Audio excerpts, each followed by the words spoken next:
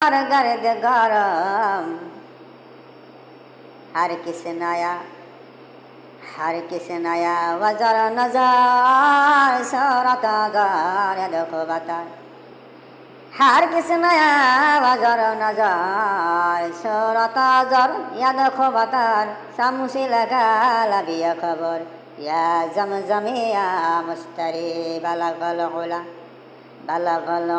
बिकमालिही नशफत दुजावी जमालिही हसनत जमी खिसालिही सल्लु अलैहि व आलिही बलगल उला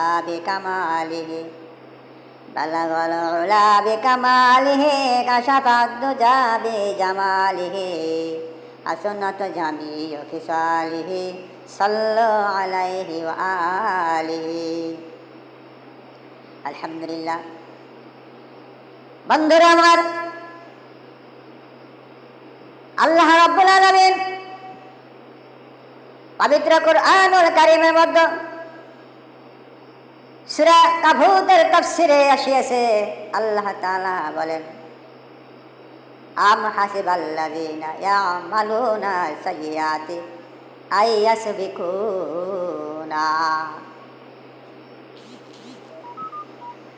মানুষ যত খারাপ কাজ করুক না কেন, যত ধরনের বড় বড় কাজকর্ম করুক না কেন, যত প্রকারের মানুষের মনের মধ্যে বড় বড় কাজকর্ম করার আশা আকাঙ্ক্ষা সিদ্ধান্ত করে, মহৎ কথা আল্লাহ তাআলা এটাই বলেন যে আল্লাহ তাআলা বলেন পৃথিবীর জমিনে মানুষ যত বড় বড় কাজকর্ম করুক না কেন, যা মনে চায় তাই করুক না কেন, কিন্তু এটা কখনো তারা বলতে পারবে না ইয়ামালুনা সাইয়্যাতি, এই কথা তারা কোনোদিন বলতে পারবে না যে ইয়াসবিকুনা আমার ক্ষমতার বাইরে, ইয়াহকুমুন চলে গেছে, তারা এই কথাখানি কখনো বলতে পারবে না, কারণ এই কথা বলার ক্ষমতা আল্লাহ তাআলা পৃথিবীর জমিনে কাউকে দেন নাই। কথা কি বোঝাইছে? অনেকে বলে আমরা নাকি শুধু বক বক করে, আমরা নাকি আমাদের নিজের থেকে কথাবার্তা বলে মানুষকে শোনাই। অনেকে বলে না যে মোল্লারা শুধু কি কথাবার্তা নয়, তারা সবসময় পড়ে থাকে আল্লাহ এইটা করবে ওইটা করবে, আল্লাহ এইটা পারে ওইটা পারে, শুধু মোল্লার এই কথাই নিয়ে পড়ে থাকে, বলে না অনেকে। জামান কাফেরদের জামানা, মক্কার কুরাইশরা, বড় বড় পণ্ডিতের দলেরা, বড় বড় নেতার দলেরা মুহাম্মাদের কাছে এসে বলতো মুহাম্মদ সাল্লাল্লাহু আলাইহি ওয়াসাল্লাম, তুমি যে এত বড় বড় কথা বলো যে তোমার আল্লাহ এইটা করবে ওইটা করবে, কি করবে, এইরকম করে মক্কার জমিনে কাফেররা রাসূলকে অনবরত কষ্ট দিত, দুঃখের ভিতরে রাখিত, অশান্তির আগুনে ভরে রাখতো। কিন্তু আমার আল্লাহ রাব্বুল আলামিন রাসূলকে ভালোবেসে মুহাব্বত করে রাসূলকে বলে তাহা ইয়াসিন ইয়া আইয়ুহাল মুজাম্মিল ইয়া আরহামার রাহিমিন ইয়া নবী মুহাম্মদ,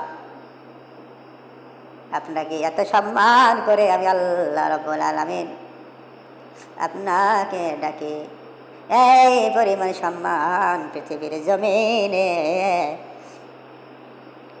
মানুষের মধ্য থেকে পাবা তাদের কথা আপনার পরিবার মতান্তর 3,23,999 জন পয়গম্বরদের একজন বাদ দিলাম, ওই একজন হলেন আপনি।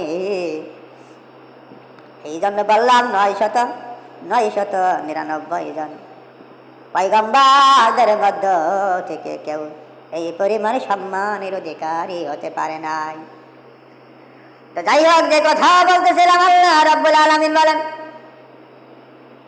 পৃথিবীর মানুষ তোমরা কি মনে করো দুবাই শহরে 160 তারা হাওয়াইয়ের সঙ্গে বাতাসের সঙ্গে হেলে ডুলে নাড়াচাড়া করে ওই ধর্মের বিল্ডিং বানাইয়া তোমরা কি মনে করেছ যে তোমরা আমি আল্লাহর ক্ষমতার বাইরে চলে গেছো? আল্লাহ তাআলা আরো বলেন, তোমরা কি পৃথিবীর জমিনে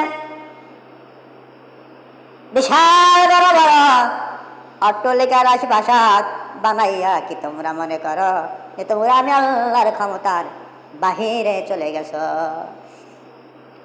আল্লাহ তাআলা বলেন, না, পারবে না, এটা সম্ভব না। হাসরের ময়দানে আল্লাহ রাব্বুল আলামিন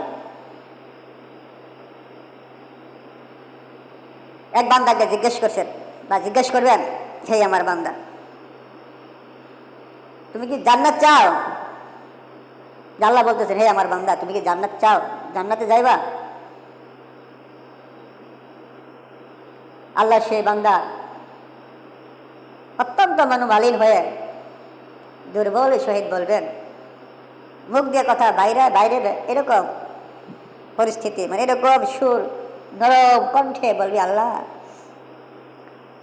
তুমি কি আমার সাথে মস্কারা করো? আল্লাহ বলেন, এরে বান্দা, ভালো কথা বললাম, তুই রাগ করিস কেন? কেন এই যে তুমি বললা যে বান্দা তুমি কি জান্নাত চাও, জান্নাতে যাইবা? আল্লাহ এটা কেমন কথা কইলা, কেমন কথা কইলা প্রভু? তোমার জান্নাতে যাওয়ার জন্য দুনিয়ার জমিনে কোনো কিছুই করতে পারি নাই, কিছুই করি নাই।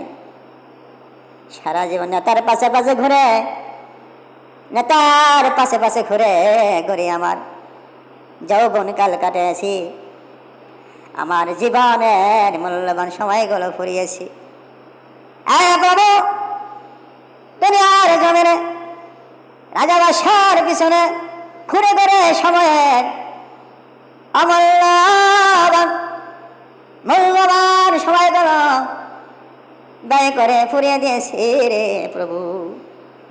নামাজ পড়ি নাই, রোজা রাখি নাই, কোরআন পড়ি নাই রে প্রভু। জিন্দগি বড় অন্যায় অত্যাচার মানুষের টাকা পয়সা আমি খাইছি রে প্রভু। মানুষের সহিত ভালো ব্যবহার করি নাই, মানুষকে কখন তখন মারপিট করেছি শুধু বড় বড় নেতাদের কথা মতো। তারা বলছে কোনো টেনশন করিও না, খেলা হবে মাঠে, আমরা আছি, আমরাই থাকবো, চিন্তা করিও না।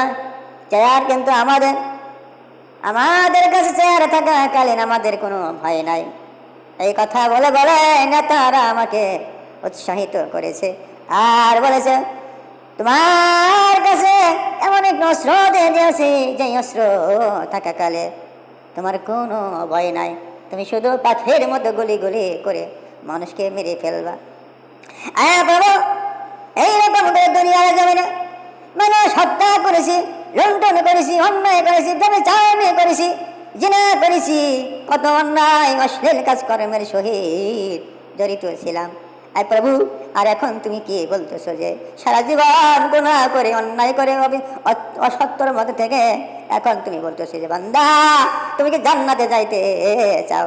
ও প্রভু, তুমি এত সুন্দর, এত আমার জন্য সুখবরের কথা কেন বললা? তোমার কথা বলার মধ্যে কি কোনো রহস্য আছে কি?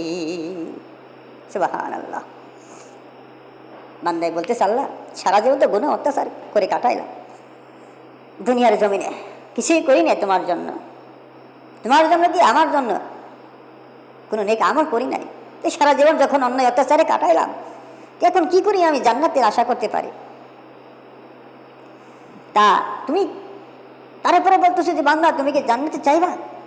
আল্লাহ তোমার জান্নাতে যাইতে চাই না বা যাইতে চাইবে না এমন কোনো মাখলুক নাই, মানুষ তো নাই, এটা তো অসম্ভব কথা, কোনো মাখলুক নাই।